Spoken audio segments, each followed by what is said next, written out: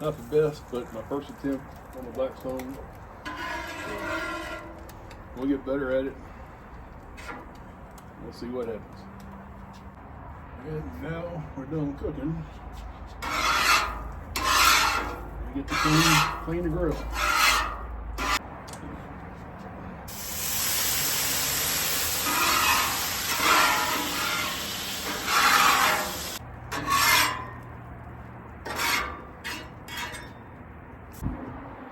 Alright, so the grill's clean, so now I'm gonna put some more grill grease on it.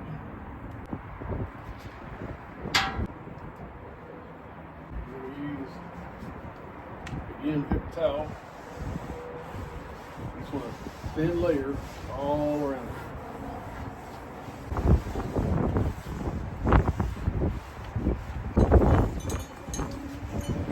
Well, I'm picking up. I think it's about to start raining here.